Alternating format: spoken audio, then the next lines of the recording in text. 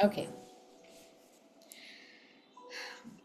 so today is our part three of pen and ink, and we're going to use ink to start making drawings. Ink was originally used to create rough sketches of maybe paintings that you want to make, and it wasn't really considered formal, like a formalized painting when you made a sketch or a drawing in ink. However, over time, ink has become favored with artists or mostly comic artists, illustrators, then especially nowadays with manga. And the reason for that is that it is easier to create create an assembly line in illustration, one might say. So in comic book illustration or animation, they usually have someone who makes a drawing, then you have someone who would color it up, then it proceeds to final production. That way they can just use a specialized skill and distribute work and churn out a lot more. So the skill in using ink was also appreciated because of these factors. So, what we're going to do today is we are going to practice something that we should be doing even when drawing with pencil. The first stage in trying to get your, it's like training of your eye and a technique that will help your hand. So the technique is how to hold your tool and how you are going to draw those lines. But the training has to do with what you see, what you interpret, and how you're going to translate that on paper. Now, if we aim at making something exactly the way it looks in a photograph, we are expecting something that is nearly impossible. And the pursuit of that can be rather frustrating.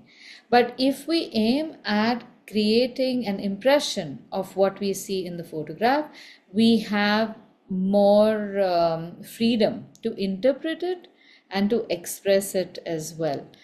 So this goes a long way in firstly reassuring ourselves that we are headed in the right direction, because we can be our worst critic, and then the moment we see something is not working, at that very point we will give up, and then what you consider is going wrong with your picture is glaringly visible for anyone and for you for the rest of posterity. But we don't want to do that. Um, we are going to play with the line and sculpt the pictures that we see. So I have shared 5 images. There are 3 birds, 1 cat, 1 bull, and I'm going to show you how to create one illustration. And then I'm going to invite you to make the same. So I don't want you to draw with me. I would like you to observe how I'm drawing. I will be breaking up the space in my head, and I will be creating an invisible picture on paper first. So this exercise is when you just use your pen and go over paper but without ink. So the more you draw these lines, you have almost like an impression that is created, and your brain is able to then see that on blank paper, so that when you start drawing something, it is more confident. You're not scared, oh, should I put my pen here? Should I put it there? You are able to assess the pros and cons of every decision you make. The second thing is, when you're drawing, do not hold the pen like you hold a pen when writing. So, though we have a grip here, you will be holding the pen reasonably far, so which allows a lot of mobility to the pen itself. We are not making very exact lines. We are going to make lines that flow. In that flow, you will be creating a certain movement. That movement of the line itself will mesmerize the person who is seeing the picture, which could be you at the end of the class. And what you enjoy is the energy of that line, more than the accuracy of the picture. The picture will look exactly like, well, let's say, in a great spirit, what it should look like. So we want to enjoy that spirit. So keep your pens away and just observe for a couple of minutes how I'm drawing it. I'm not going to spend too much time on it, and I'll explain that also as we go along.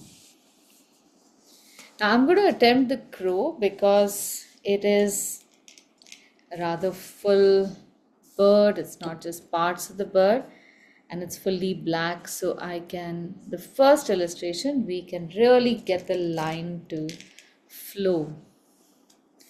I'm drawing the bird on the right hand side because the face of the crow is facing towards the left.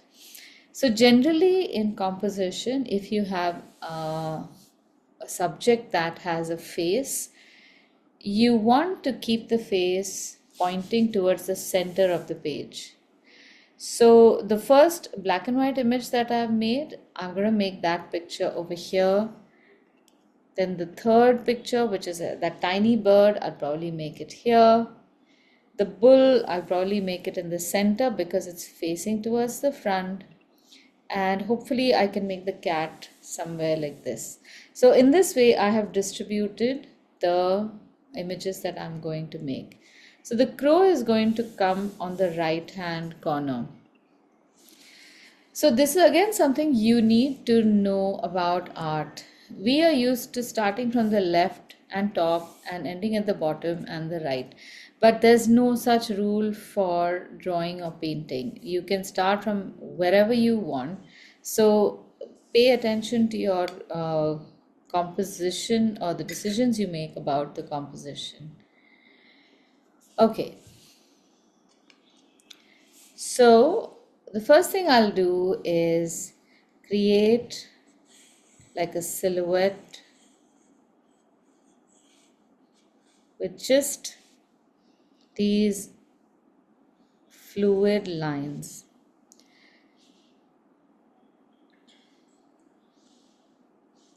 I'm not making the lines too fast, but I'm looking at the subject and I'm letting my hand flow. I'm holding my pen pretty far away also. If I hold it here, then I'm restricted to making a line that's just about an inch long, and then I have to move my hand further, and then the hand might shake. But you know what? Just let it shake. It's okay. You might get slightly wobbly lines. And wobbly lines are not bad, by the way. A wobbly line can, uh, in the worst case scenario, make it seem as if your bird is quivering. So what? Let it quiver. So draw each piece like from a small to medium sized piece to a larger piece, growing the object in proportion as you see it. But I am also drawing several lines that go through, some lines that don't finish, and create some additional texture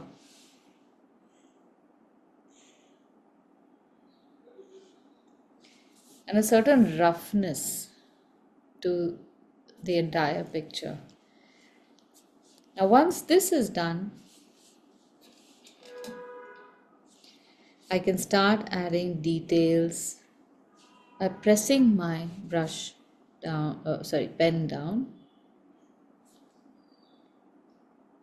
I tend to give a lot of importance to the eye. Everything else can look like a mess, but it's just my natural tendency to not make a mess of the eye. So for the eye, I make a little highlight in the top and paint just the center of that eye so that it looks like the whatever the pupil is dark, and then leave a little light space around it.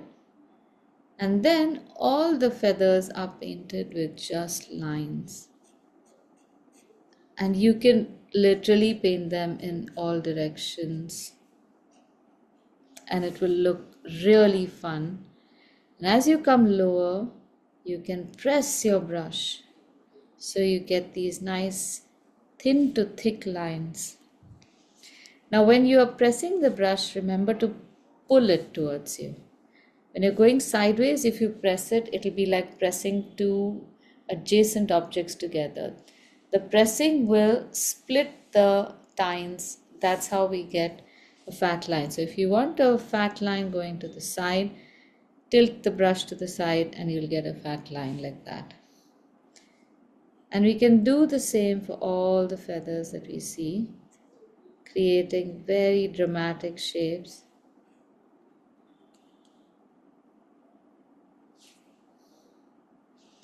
And then you can also use this to create a more formal edge. So once you are sure that you want the body to end at a particular point, you can make a fat line and all your thin lines will almost become invisible.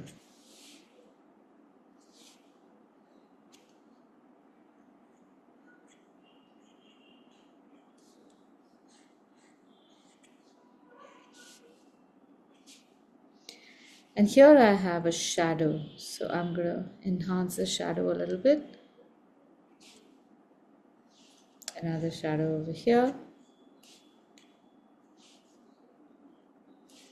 And now remember the textures that we had made. You can start making those textures as well. I want to make it slightly softer, a soft edge, so in a smaller space I will cross hatch it. And now I start creating depth.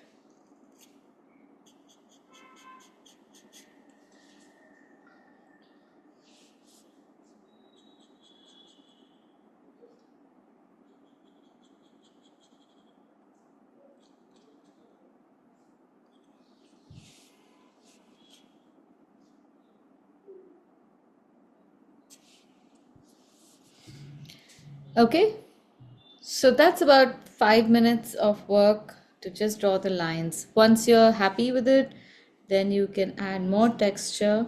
And we are going to use paint as well. So don't texturize it too much. After you've all finished drawing, I'm going to show you how to paint this as well. Okay, do you want to try?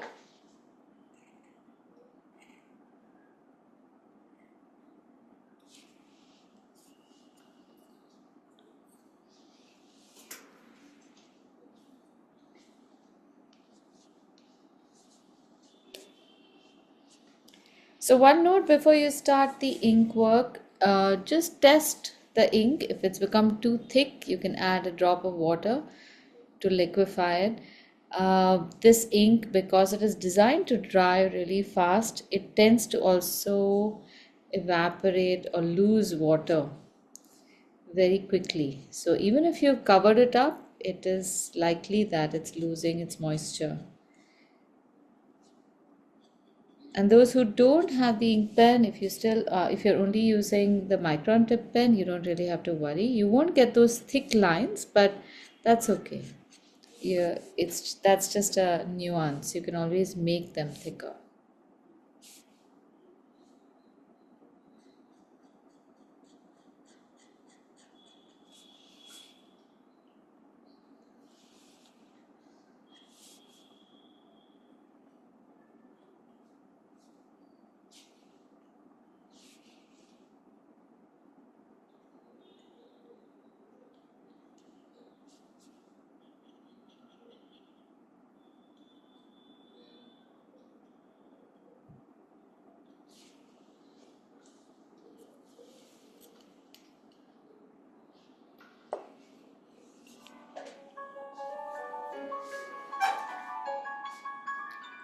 Okay, shall we paint? Alright, now let's look at the picture of the crow again. Leave your pens aside, let your ink dry, and observe me painting. In that much time, I think your ink will dry also. So then you can paint afterwards.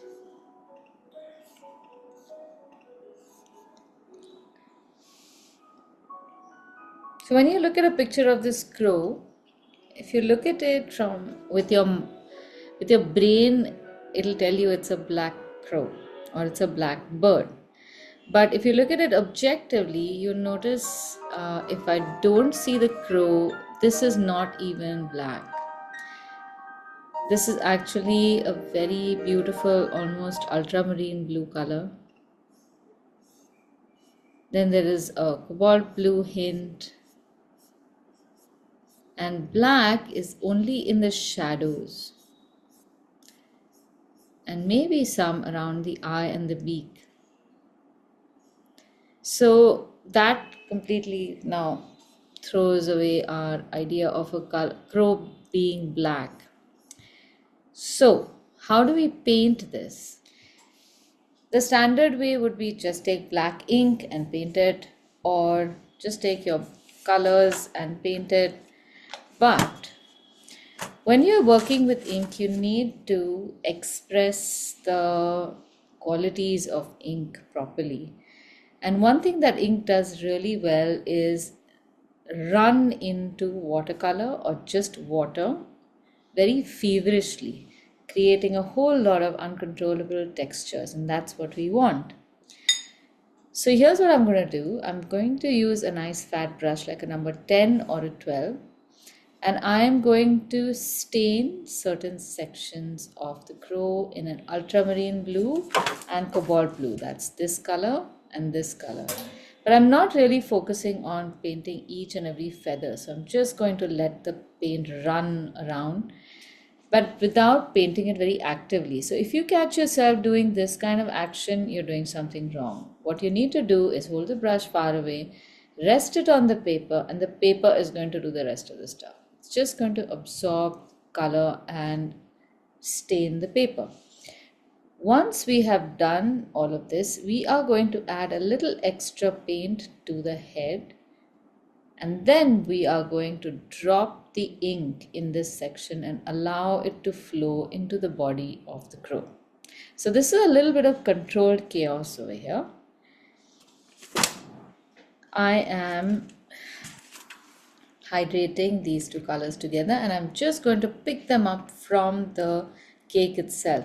But you can use the palette to just test the consistency of the paint. If you are using brand new palettes, there's a good chance that your cakes are still not used to quick hydration. So add a little water, bring some paint out, and make sure that it is fluid enough for you to just stain the paper and also run a little bit. By that I mean, when I place it over here, see what happens. It's ready to run down the surface. So I am making this painting this in a very casual hand. There are some patches which are going to remain light, and I'm not going to bother with painting them. Keep an eye on the crow though. You don't want to veer too far. Actually, even if you do, doesn't matter. So it's just random strokes to fill color in these areas. So I've finished the body and the tail, just one layer of the two. And now I'm going to come closer to the head because I want this to be the wettest area. And while I've put color on the bottom of the face, the top of the face, I'm going to just add a little water so that it looks like there's a highlight there. Little bit on the beak, and then before this dries, I'm going to take my wet brush again. Actually, you can use a smaller brush so that you can control the quantity of ink here. Wet this brush always. Don't dip a dry brush in ink because that will destroy the brush. I'm taking this small 2-number brush, dipping it a little bit in ink, and I'm going to place some ink right where the nose is. And look at how beautifully that ink is going to flow. So it's going to create this very dramatic shadow on its own. You really don't have to do any work for this. You have to just place it there.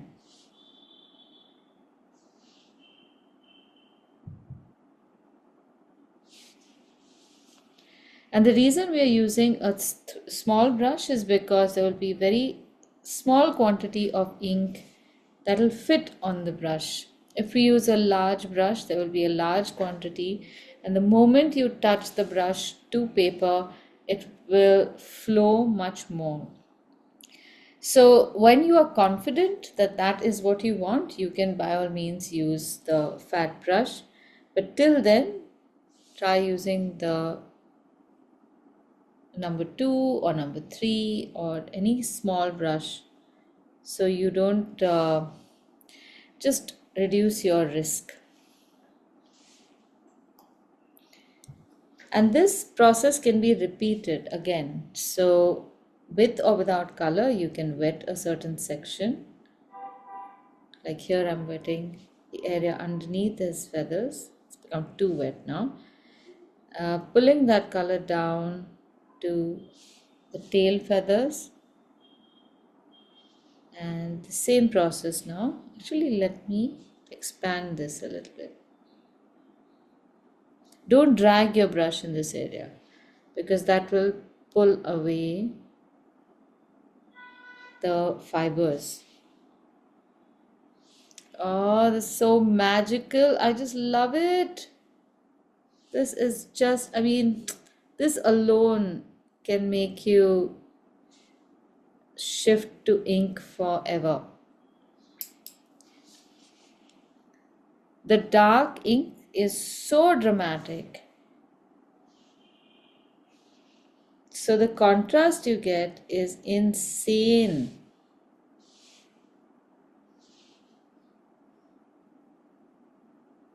And then you can use the brush to mark a few areas dark on the feet and the beak, and that should be it.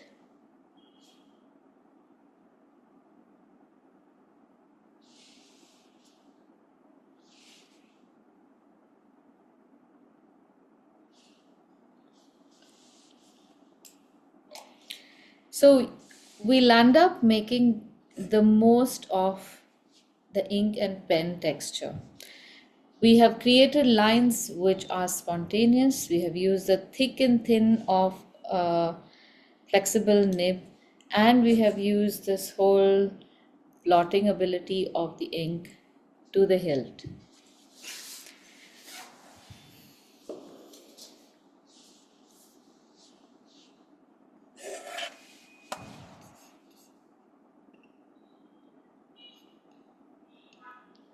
Okay, so that's basically it. Now we can try the, I think it's the harpy eagle, the first picture that I've sent, the black and white image. This, I think, is an illustration itself. It's a very, very realistic illustration. It's absolutely beautiful. And our interpretation is not going to be this realistic, so don't worry about it. I'm going to position it somewhere over here, and then I also want that little bird in the front. So here's what we're going to do. We'll take the little bird and place it at the bottom. And then once that is done, we will make the big bird. Then we'll make the bull here and the cat here. So anything that you need in the foreground, you should put at the bottom of the page. Let's practice that. Now in this case, you can practice making the shape of the bird using a brush itself. Draw with the brush. So you can use a thin brush or you can use a fat brush. The process is pretty much the same, but this time round we can actually start a little more dramatically by making the shape of the black feathers on its throat.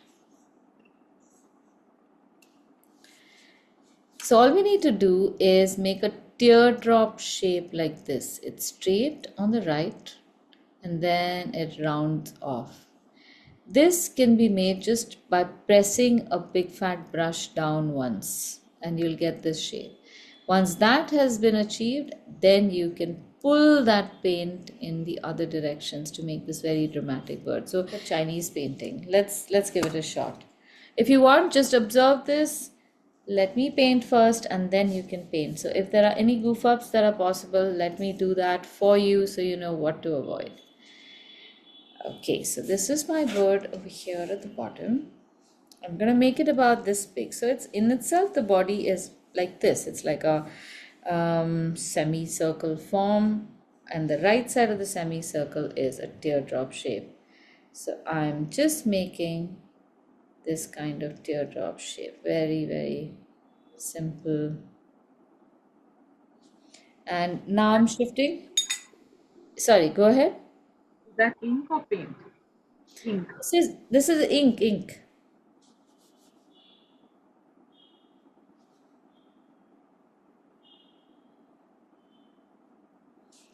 And now I will use the brush to make the same kind of casual lines that we were making earlier. If you are unsure, just use the tip of the brush, and then when you're sure, just flatten the brush and paint with it instead of drawing with it.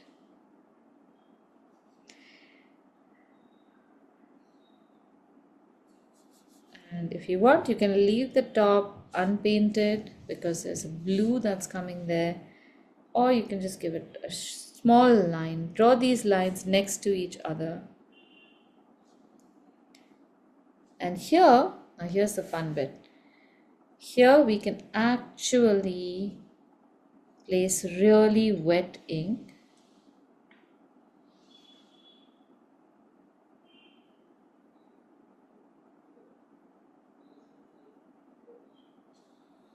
and using a thinner brush or even a cleaner brush, you can drag the color back.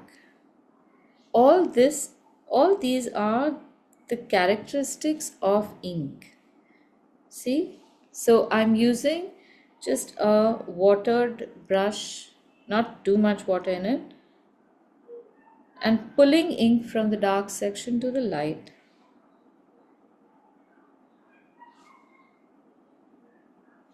Washing it even further.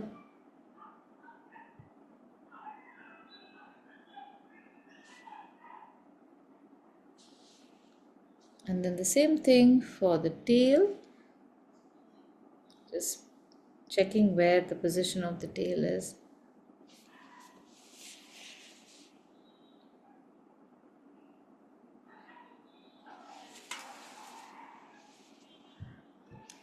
And then washing the brush and pulling it straight up.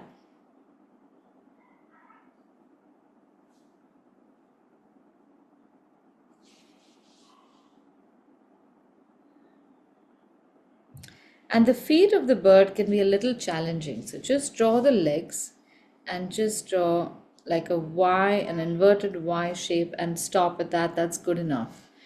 Because sometimes trying to draw those digits of the claw can ruin a perfectly good painting.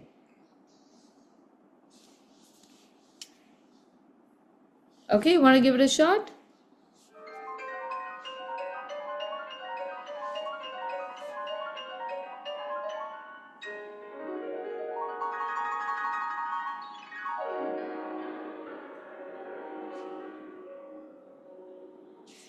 So remember that we are making a painting. Okay, we do not want it to look like a photograph today. I know for us, maybe it's just a cultural thing. There is a huge importance given to something looking absolutely like the photograph, and in general, we have very little appreciation for abstraction, just culturally, I feel. And I remember trying to explain to people, even to myself, really, that why would you think this would be better art than drawing something that looks exactly like the photograph? So I guess it takes a certain evolution and having done a little bit of art to know that unless you are able to find a language to express your work or your thoughts or your ideas or your emotions with, just copying or being able to copy something absolutely perfect is only half the work done. It's like, I suppose, when I don't know about now, but I remember when we were in school, we were given essays to learn by heart and regurgitate exactly the same essay, word for word, when this topic was suggested to us. So we were great at learning by heart, but we are terrible at writing essays. What is the point in being able to write like 2000 words in half an hour if those words are not ours? So that is the whole idea behind learning art a certain way. It has to become your language. You're learning the grammar, you're learning all these techniques, but you through this you will find that you are able to express something that is original and it's genuine and it is your own. And in that process, you will definitely become good enough to draw anything the way it should be drawn anyway.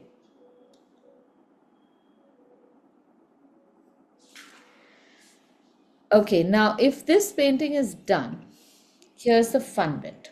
In a picture like this, when you have to put color, your color does not now have to stick to just these places. Now you have, well, you've shown that you can, or this is the bird you're trying to make. So now your color can be actually color. So it can be just swishes of color, almost as if when sometimes you see a bird from the corner of your eye, you just see uh, like a sliver of color fly by.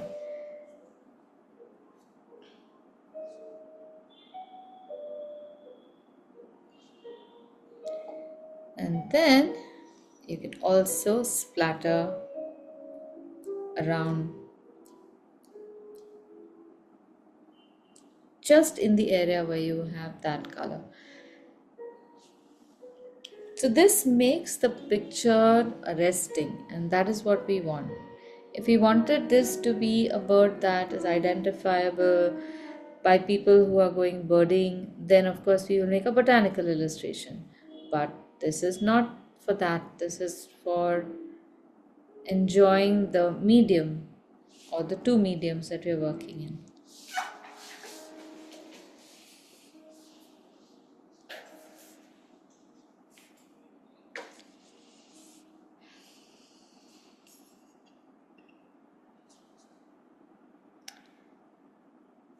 Okay. All right. Now, I think all of you might have also drawn your bird to the left. So now let's draw the cat on the right. And this one we can do together if you want. I know this can be a little, maybe a little difficult. So if you want to, you can use a pencil over here to just make some marks. But I would challenge you to just go ahead and draw anyway without bothering with all of that. So imagine the face of the cat is going to be somewhere here.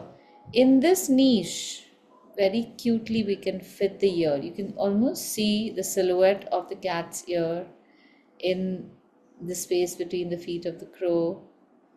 So just below that, this is where the ear can come, and then the forehead, the second ear, and then this can be the size of our face. And if this is the face, then the nose can start somewhere over here. It's all very visible in the picture of the cat itself. So let's draw like a triangular nose. You can observe if you want to. And I am actually drawing the lines going around its face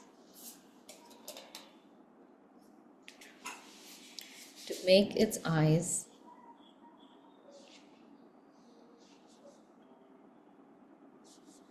And here we have a lot of fur. So you can draw some fur lines. Now, in the drawing of these lines, avoid making zigzag lines. Those just look awful. So take the trouble to make a few lines individually. Even if they are crooked, it still won't look as bad as zigzag lines. I don't know what it is. I still have to think about why zigzag lines don't work in a pen illustration.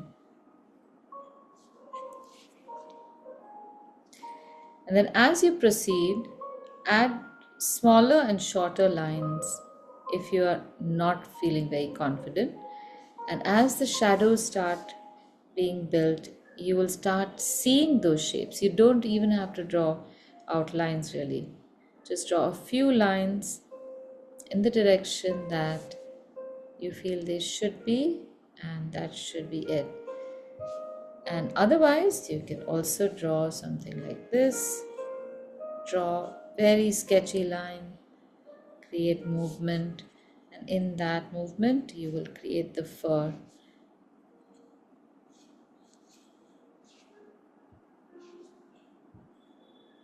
And the best bit is you can keep growing these lines.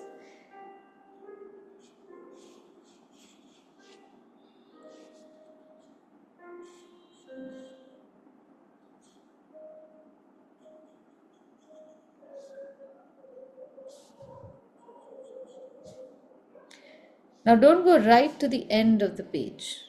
Leave a little gap, like a 1 centimeter gap from the bottom, because your eye really needs that to appreciate whatever composition you make. And almost as a rule that I insist in class, at least for the class, don't paint right up to the edge. This is me enforcing my personal preferences on all of you. But of course, when you are doing your own artwork, feel free to go wherever you want, as close or as far from the edge. But do it knowingly, not without understanding what it does to how your pictures are received.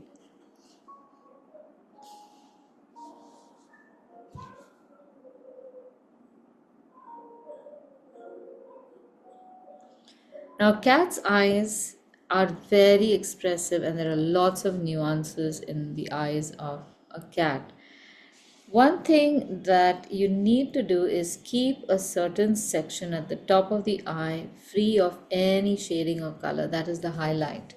And that is what will make the eyes look alive.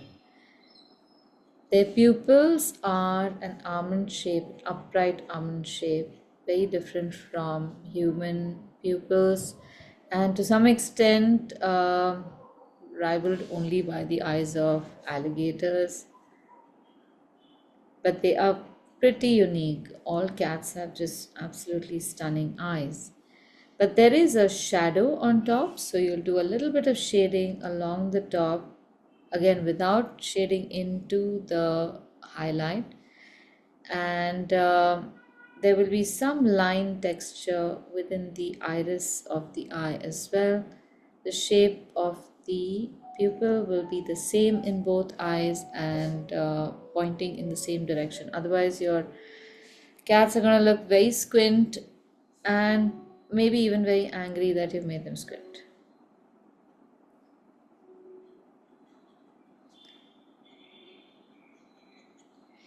So the fun bit over here for pen and ink is making the fur.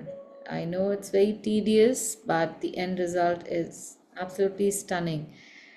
So here, if you have to draw stripes on the cat, very subtle stripes on this cat, we do a very dense texture over there first. And the rest of the places where the fur is white, we make a texture that is not as dense. So with that we are creating a sense of color, because the density of the fur is going to be uniform throughout. But if you don't see the fur, it's because it is light in color.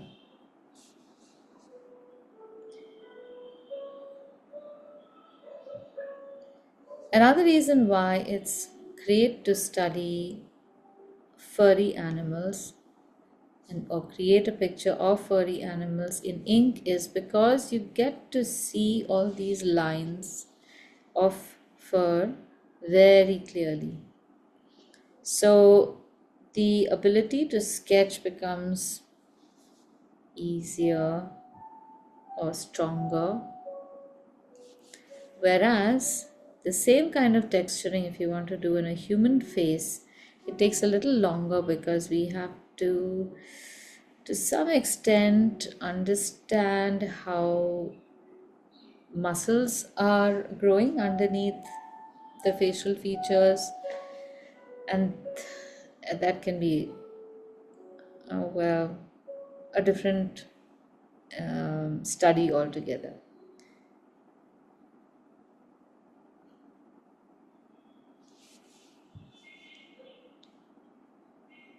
And of course, furry animals are so cute.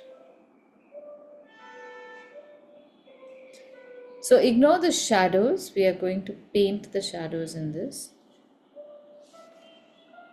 But look at the different kinds of fur you get to see. In the ears, you have longer strands of hair, very dramatic.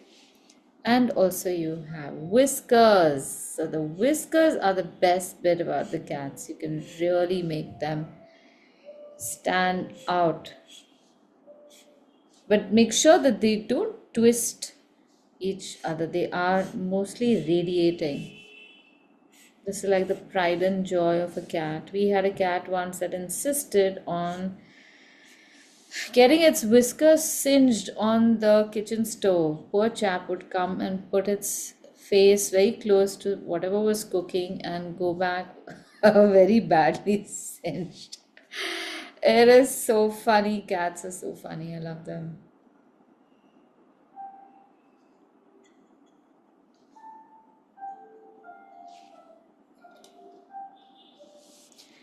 So in this case now, when you have a furry animal, it won't really have a straight edge to indicate where its body ends. And that's okay. We don't need to have a very clear line to distinguish one that the body ends here, one body ends here, one body starts here.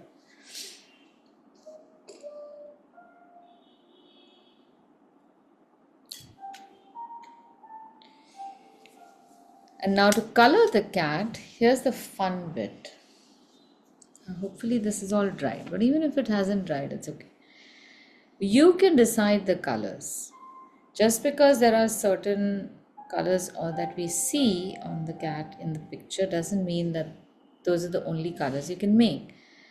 So how about let's make, we are too far away, I don't want to freak everyone out, but we could use a burnt umber and a blue to paint this cat. So burnt umber is a brownish shade. I'm not going to make it really dark, so it's very watery, that I'm going to put in a few areas and wet this face up a little bit.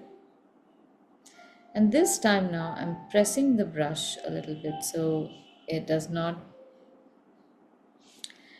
not not that it does not, but that I can embed the color into the paper, and also the color becomes slightly lighter when you press the brush down. So if you're, since our cat has got this very dramatic coloring on its face, not so much on its chin, you need not put color on its chin at all. And play around with that, with those stripes and those colors in this section with blue. Apply the color in the same direction as you see the lines. So along the nose, along the edge of the mouth, coming down like this. Control the amount of paint you have in the brush.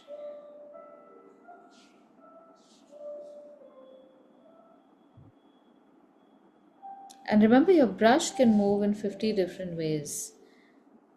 Our pen can't and our pencil can't, but the brush can. So press it down, move it from bottom to top, top to bottom, just with the tip, or flatten it. Play around with the brush as well.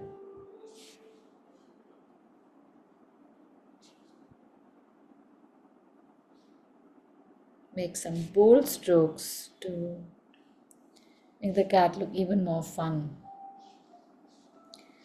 And then if you want to put a shadow along its neck, here again we can just use ink and just first spread some water around the neck without going into its face. So there's an edge over here, and along this edge we will take some diluted ink, so just a little bit of ink that you can then drop on the chin and let it just spread.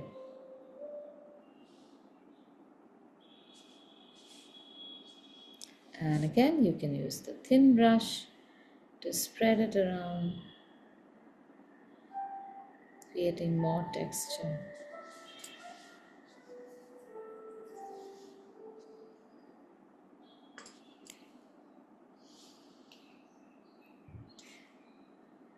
Now to make the eyes, we can use a lemon yellow and paint the entire eye in that lemon yellow color.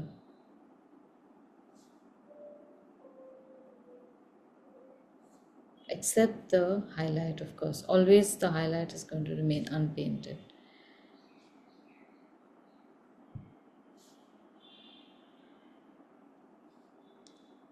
And now I'm going to dare to put a little bit of ink over here. So let's see how that works. So a little at the top. Oh, it's not blotting. I've been very careful. Okay, so I've just managed to put a little shadow on top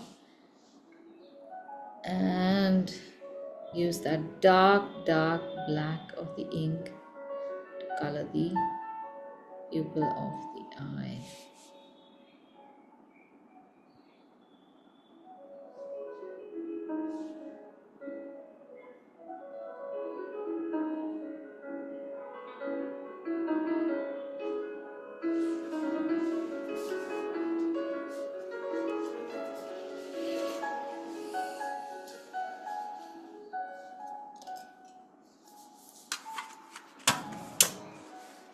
Okay, so far everything is looking good.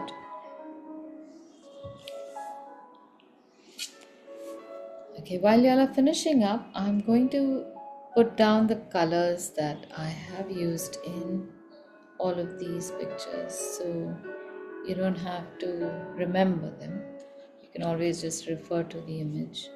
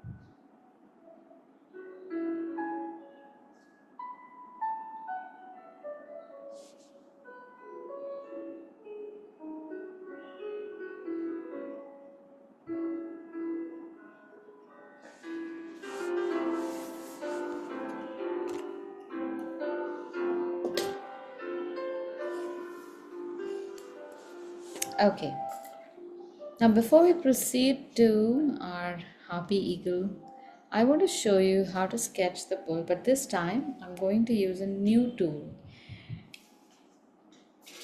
So this is a Kuritake, oh no, it's a Pentel brush pen which is refillable. It's got the ink comes in this chamber, and you can press on the chamber to release ink into this part from where then the ink is allowed to flow into this brush. So it's very good for, I guess, Japanese or Chinese calligraphy. So I want to just show you how this pen works. It works pretty much like a very fine brush, but there are certain characteristics about this brush that I absolutely enjoy. But I want you to see this first before you go and buy. Right, so I'm drawing the bull, and what I want to capture is the energy of the bull. This pen can make thin lines and thick lines all at the same time. So I'm going to start creating those lines with motion.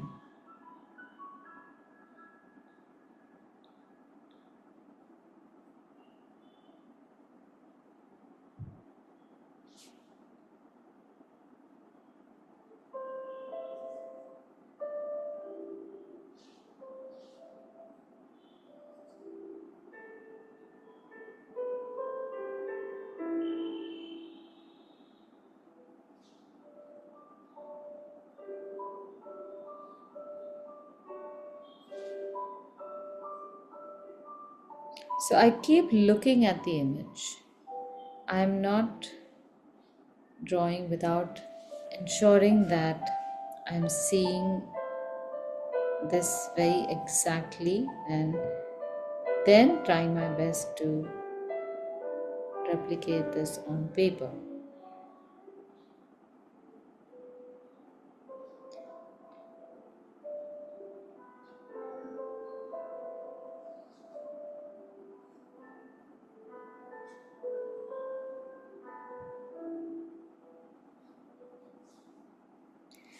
Now, because of this whole fluid action and the fact that you don't have to dip this in ink, there is so much spontaneity to the strokes, which is sometimes missing when you have to keep dipping into ink.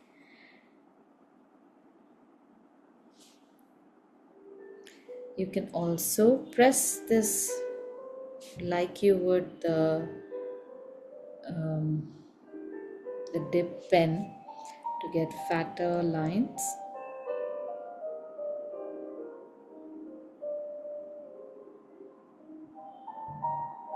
So you can get very dramatic results. So I'm going to share the link for this pen after class, and you should try and pick it up. I don't know if it is available in our local stationery stores, huh? But if it is, great, because I think Pentel does stock some of their products in our local stationery stores, but not all of them. So you could even ask them.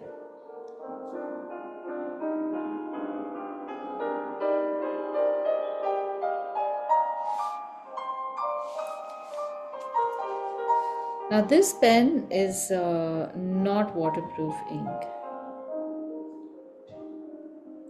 So there's an advantage to that as well. Actually, wherever you find one thing as a disadvantage, it's usually an opportunity. So in this case, I can either use paint or I can just use plain water to spread this out.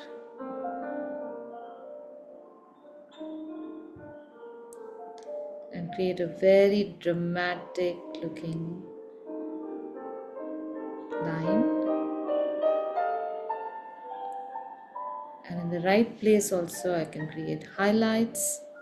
I can draw attention to a few places by adding water and making those sections dark. And in some places, by not doing it, I can attract attention over. Ink is not waterproof. Sorry? The ink of this pen is waterproof? No. No, no, it's not. It's No, not. not. That's why I'm able to do this.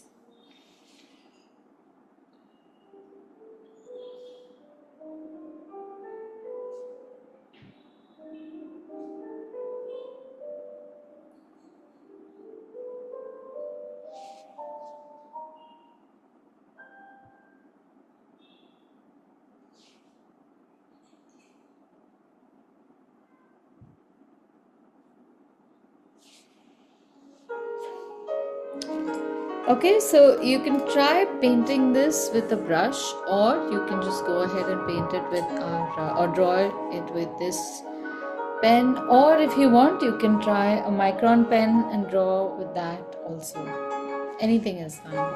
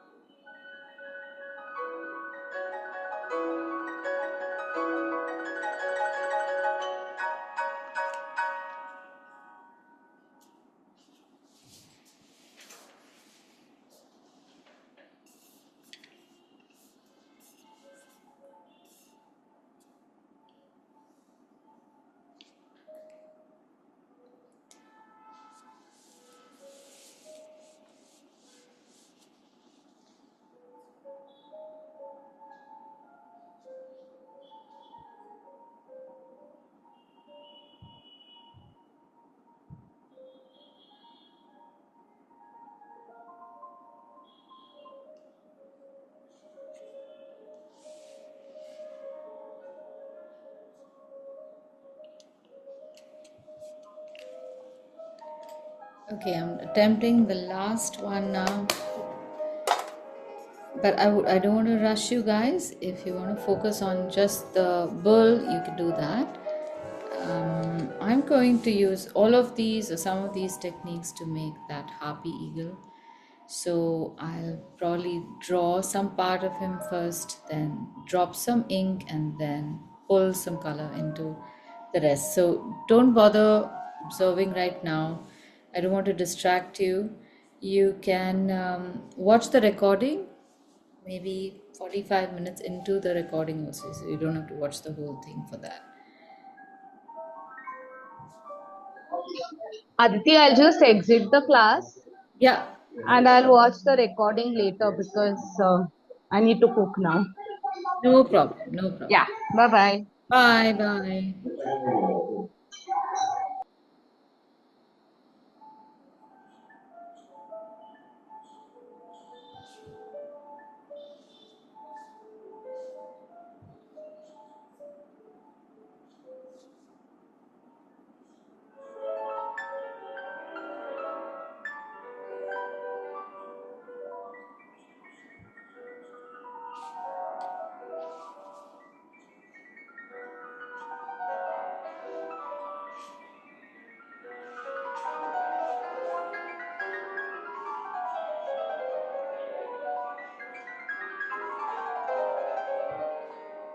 I have no idea whose illustration this is, so I'm going to try and look for the original artist.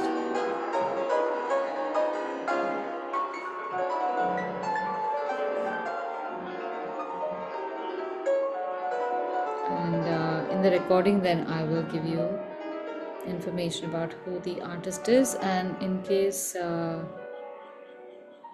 you find who this one is, please let me know so I can put it on the notes. Because this is definitely a contemporary artist, and I do not want to claim this to be my artwork at all. And of course, I would love to appreciate the original artists themselves.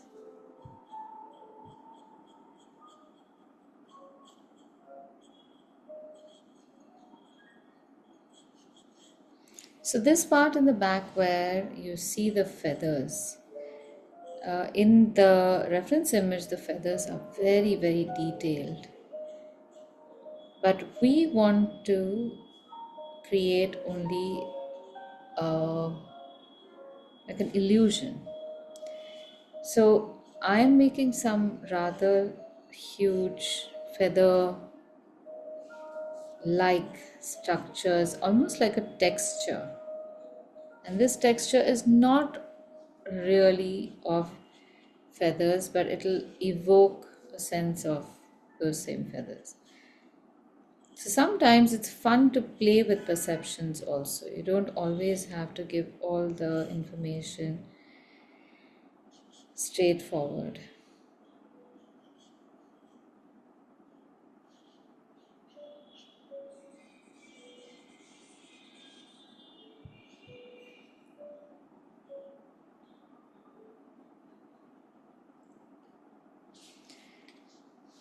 Now, this part of the feathers, you might think that we should draw all of them very carefully and meticulously, but there's one way we can also do this, is just draw these shapes. Now, this is going to be in reverse.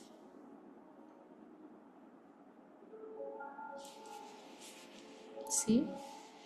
We're creating the illusion again of those feathers in black.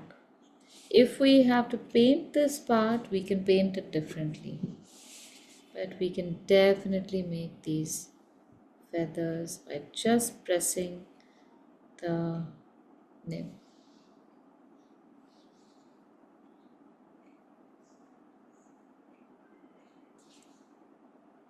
The feathers towards the right will be foreshortened, so we will see them as shorter feathers. And the ones towards the center of the bird would be slightly longer because we are seeing them full frontal.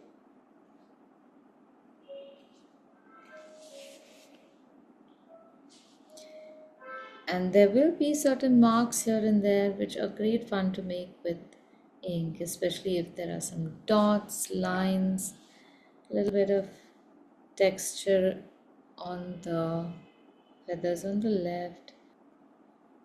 These can tend to look very beautiful as well. You can have some marks over here, some marks over here.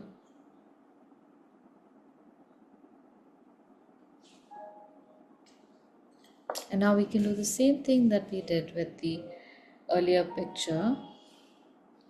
Now here the paint is still wet, but I could just wet this section on the outskirts.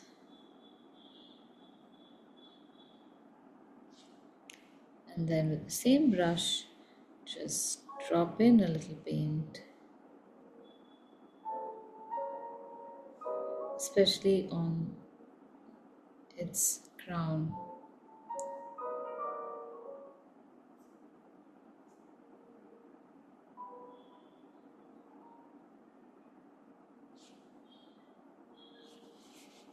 And I'm using the same technique to spread the color out as well.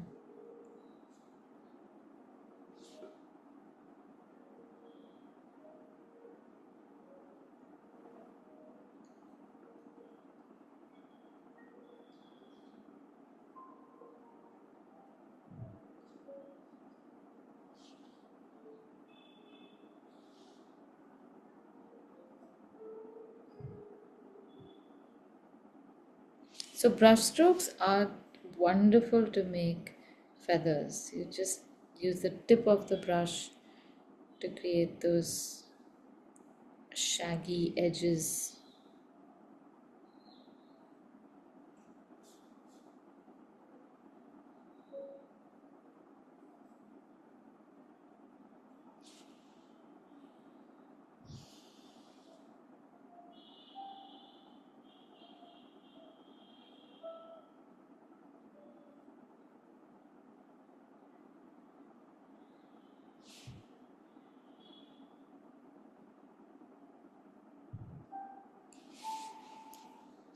And then finally we can make this very dramatic shadow by its face.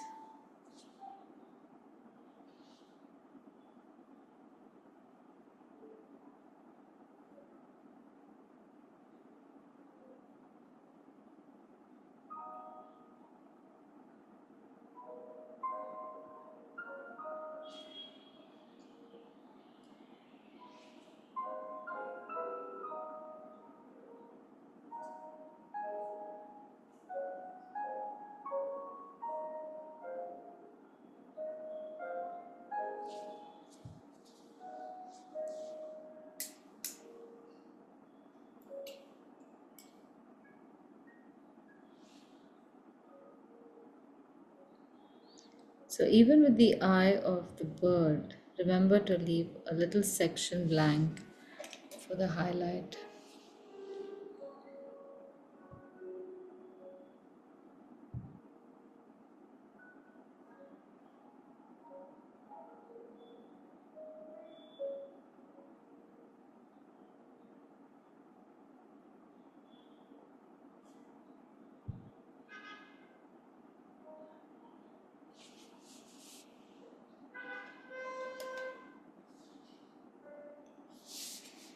Now in this part, if you want to make this dark, we can recreate the same shape the uh, with the ink itself, but this time using thick brush strokes. So you can just make these strokes above or below the strokes we have made with pressing the brush, so long as you leave a little section uninked, you should get the same effect. So underneath each of those or above each of those, you can start filling that with scallop shaped feathers. And honestly, you don't really need to make this too perfect also. Well, although it's such a beautiful texture, I wouldn't mind making it too perfect.